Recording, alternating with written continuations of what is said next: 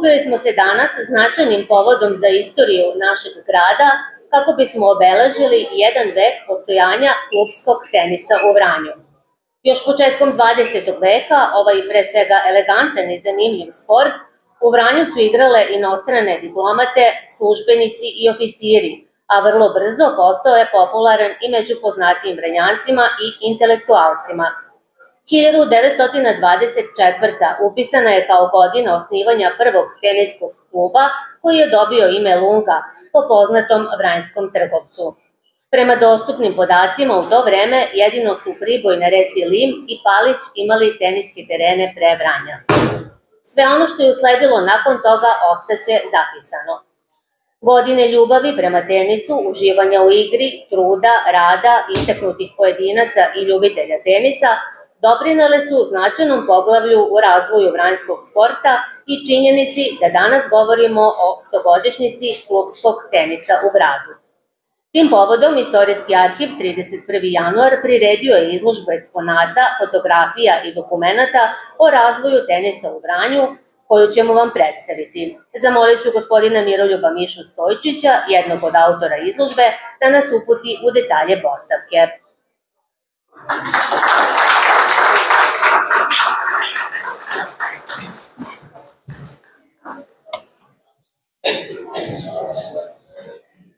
Uvaženi gosti, gospodine gradonačelniče, dame i gospodo, pre svega drago mi je da vas vidim u ovolikom broju i da vas u ime autora ove postavke mogu pozdraviti danas ovde.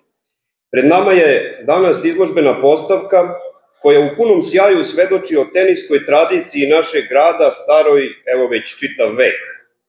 Na njoj je marljivo od početka ove godine radilo 4 stručnjaka iz naših arhiva, Aleksandra Jančić, Vesna Cvetković, Slavica Dimitrijević i moja malenkost Miroljub Miša Stojčić. Nesebično su nam u tom poslu pomogli članovi porodica Avramović, Đorđević, Antić, Srbinac, Dedinac, Mihajlović, Trajković, Merdžijević, koje su dale svoj puni doprinos ustupajući nam porodičnu arhivu, kao i veliki zaljubljenik u beli sport gospodin Bane Dimić, koji je danas zbog ličnih obaveza u Beogradu, ali me je zamolio da vas sve i u njegovo ime pozdravim. Ovo je jedna od značajnijih postavki našeg arhiva i njen se značaj ogleda u tome što ovih 250 eksponata prikazanih na 30 panoa i u 5 vitrina do danas niste mogli videti ovako na jednom mestu. Razlog tome je, kao što sam već pomenuo, taj što je izložbena postavka sastavljena od eksponata koje su u privatnom vlasništvu i što je po prvi put ovako objedinjena. Drugi značaj ove postavke je taj što smo kao ustanova koja se stara o arhivskoj građi nakon ove izložbe ostali bogatiji. Iako porodicama uredno vraćamo originalne eksponate, ostaju nam u digitalnoj formi, a od njih ćemo u budućnosti formirati albume koji će ostati narednim generacijama kao svedoci o uspesima vranjskih tenisera. Sama izložba hronološki prati razvoj i teniske uspehe vranjskih teniskih klubova, tako da se jasno mogu uočiti periodi od osnivanja 1924. godine pa do početka Drugog svetskog rata, potom period obnove teniskog sporta 50. godina 20. veka, 80. godine, pa tako do početka novog milenijuma, do teniskog kluba Lav i danas Teniske akademije DSM.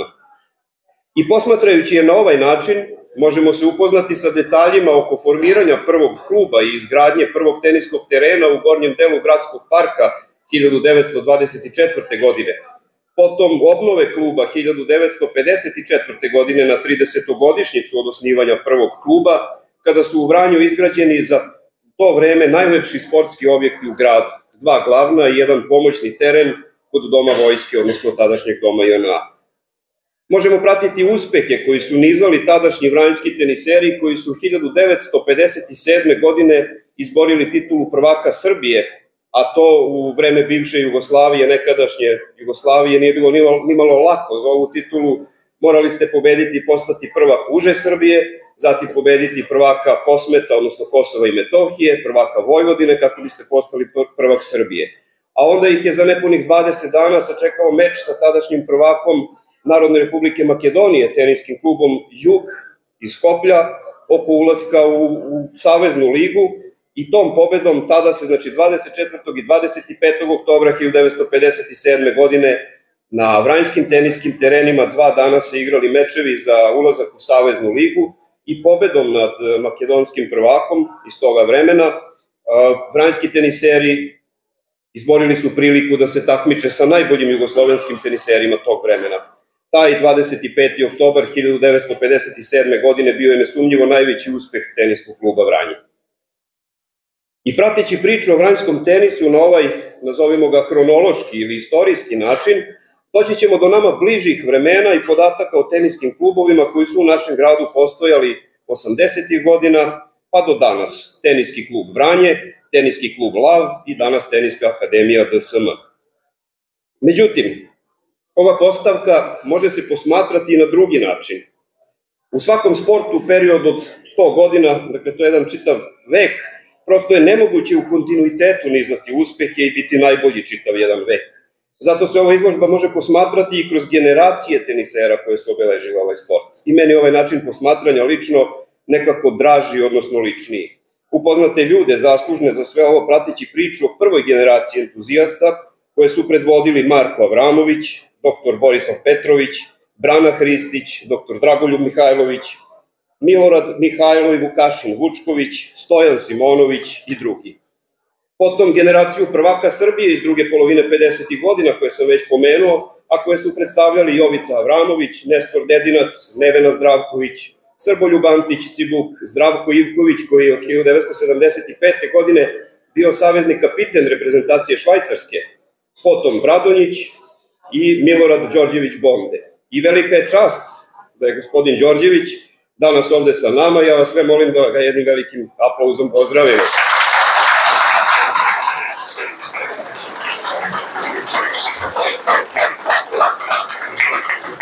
A ja mu se u ime autora posebno zahvaljujem na svoj pomoći, savetima, strpljenju i iskustvu koje je podelio sa nama u prethodnim mesecima dok smo nekako zajednički pripremali ovu postavku. Dugi niz godina nakon ove generacije, prvaka Srbije, tenis se ponekad i uz mnogo napora i sa prekidima igraju u Vranju, a na osnovu pisanja lokalnog lista Slobodna reč poslednje zabeleženo takmičenje iz tog perioda održano je 13. septembra 1980. Već naredne 1981. u sportsko-rekreativnom centru napravljena su 2 terena sa šljakom, naredni pokušaj oživljavanja je 1983. kada je formiran teniski klub Vranje koji zbog loših materijalnih uslova vrlo brzo prestaje sa radom, imamo podatke negde do 87. Nemamo puno pisanih podataka o tom vremenu. Sledeći pokušaj 2001. godine kada je osnovan teniski klub Lav i ovde se ponovo ističe jedna individua, jedna ličnost, Momčilo Trajković, diplomirani pravnik koji se odazvao pozivu Miroslava Spasića, vlasnika teniskog kluba Lav i došao u klub kako bi preneo svoje bogato igračko i trenersko iskustvo. Trajković je još kao dečak dolazio na igralište u gradskom parku, gledao već pomenute vranjske tenisere, čak na jednoj fotografiji ga ima u pozadini iza tenisera kao dečkić od nekih 10 godina i inspirisan njihovom igrom počeo je da trenira tenis i bio najtalentovaniji igrač u kategoriji pionira.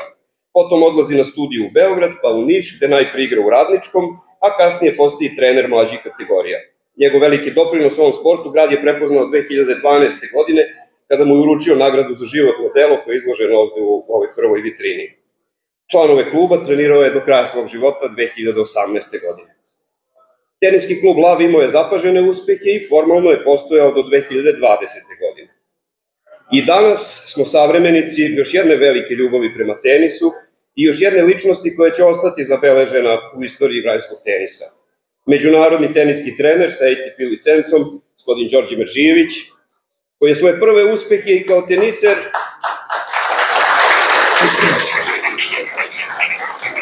i kao trener ispisivao u teniskom klubu Lav, možemo ga ovde videti iz 2008-2010. godine, vrativši se u svoj rodni grad iz Narodne Republike Kine, gde je ostvario zapažen uspeh kao trener, zajedno sa svojom porodicom imao je ideju i želju da u Vranju ožive velike teniske uspehe iz prethodnih vremena i generacija. Prionuo je na posao kako bi se u Vranju nastavila 100-godišnja teniska tradicija, iako mnogi nisu bili uvereni u uspeh ove ideje. Uz pomoć rukovodstva grada Vranja, najpre se formira škola tenisa, a potom i Teniska akademija DSM, čiji teniseri ispisuju novu tenisku istoriju našeg grada. I ponovo se u našem gradu igra vrhunski tenis, ponovo se organizuju međunarodni turniri, igra se Vranje Open.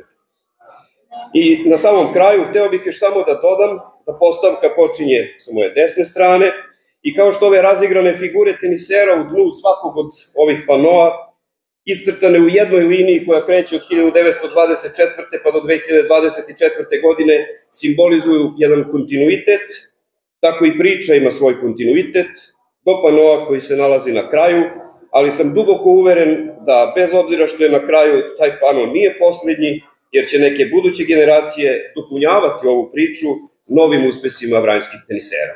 Hvala vam. Uvaženi gospodine Đokoviću, dragi gosti, dame i gospodo, dragi Vrnjanci, okupili smo se danas u galeriji Narodnog muzeja da prigodno obeležimo veliki jubilej, 100 godina od početka organizovanog, odnosno klupskog tenisa u Vranju. Jubilej je za nas Vranjance veoma značajan, tim pre jer je naš grad, nakon oslobođenja od Turaka 1878. godine, među poslednjima ušao u sastav srpske države, a ipak veoma rano prihvatio mnoge novine moderne Evrope. Među njima je uvođenje belog sporta, te su prve rekete i teniske loptice tadašnji Vrnjanci mogli da vide već 1903.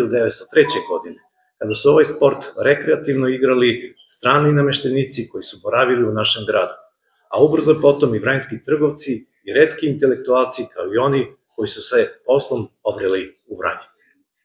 Ipak, hroničari tog vremena zabeležili su da je prvi teniski klub formiran 1924. godine, dakle samo 2 godine nakon što je u Zagrebu osnovan Teniski savez Jugoslavije. Radoznalost, ali i lepota igre okupili su tada viđene Vrnjance, trgovce i intelektualce koji su odmah nakon formiranja kluba pokrenuli izgradnju prvog teniskog terena. Svesrdnu finansijsku pomoć u toj nameri pružio im je poznati trgovac i dobrotvor Jovan Janković Lunga, te je prvi klub i nosio njegovo ime. I upravo izložba pred kojom stojimo govori o tim početcima klupskog igranja tenisa u Vranju, ali i svemu ostalom što je pratilo rast i razvoj tenisa kao sportske discipline u našem gradu. U godinama posle Drugog svetskog rata Vranjanci su izgradili novi teniski teren, a Vranje bilo domaćin teniserima sa različitih meridijana. Tako su tenis u našem gradu igrali ne samo poznati teniseri Jugoslavije, već i Grčke, Turske, Egipta, pa čak i Urugvaja, a Vranjanci se edukovali i učili ne samo da igraju, već i da prate i vole ovaj sport. Ljubav prema tenisu se širila, pa je bilo godina kada su i čitave porodice odlazile na teniske terene i rekreativno se bavile ovim sportom. Nakon toga usledile su godine kada se tenis uz mnogo napora i sa prekidima igrao u Vranju, ali se ipak igrao.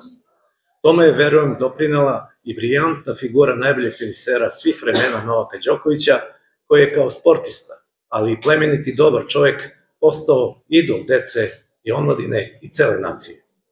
Pravi pozitivan primer sportiste koji je ne samo profesionalac u svom poslu, već i patriota, koji sa ponosom ističe svoje poreklo, svoju državu i naciju. Vođen istim principima, još jedan mladi čovek koji voli svoju zemlju i svoje rodno Vranje, imao je istu viziju. Đorđe Meredživić, teniski trener sa ATP licencom, vratio se iz inostranstva i pokazao spremnost i želju da trenira sa mladim naraštajima. Uz ogromnu pomoć grada, na prostoru sportskog centra unazad 3 godine napravljen je teniski kompleks sa novom modernom infrastrukturom sa 4 terena, 2 potpuno rekonstruisana sa profesionalnom šljakom i 2 betonska sa US Open podlogom. Stvorili smo vrhunske uslove za bavljanje tenisom, od podloge, opreme, grejanja, rasvete, najsavremenije balon sale, ali i trenera. I 3 godine kasnije svedoci smo da se u našem gradu ponovo organizuju teniski turniri koji dovode Vranje i tenisere iz cele Srbije, ali i iz drugih zemalja. Pokretanjem novog kluba nastavljena je i tradicija belog sporta, a grad Vranje zakružio 100 godina klupskog tenisa. Dragi prijatelji, čvrsto verujem da je pred klupskim tenisom u Vranju blistava budućnost, kao i da u našem gradu postoje talentovani sportisti koji će nastaviti da se profesionalno bave tenisom. Takođe, verujem da će Teniski savez Srbije nastaviti da podržava mlade tenisere i pruži im šansu da na mnogo većim instancama pokažu koliko mogu i koliko znaju. Ujedno koristim priliku da se zahvalim gospodinu Đokoviću što se danas odazvao pozivu da prisustvuje obeležavanju 100-godišnjice klupskog tenisa u Vranju. Neka izložba koja je pred nama bude još jedan pokretač svima da ne odustajemo i da igranje tenisa u Vranju i u godinama koje dolaze bude svakodnevnica. Čestitam autorima izložbe, a sadašnjim i budućim vranjskim teniserima želim puno uspeha. Zahvaljujem. Teniski savez će uraditi sve da pomogne i da ova tradicija da se nastavi i da se unapredi i od mene imate obećanje da je ceo tim, mali tim Teniskog saveza od 10 ljudi na raspolaganju u svakom trenutku. Ja bih zamolio i Đorđa i svu decu koja bilo kakvih problema ima da mislite da može Teniski savez da pomogne, mi smo tu na raspolaganju. I da kažem da ovo što bih želeo isto da naglasim, da Vranje može postati jedno od mesta gde će mladi da dolaze, da ćemo podržati turnire i dalje kao što se već i dešavaju.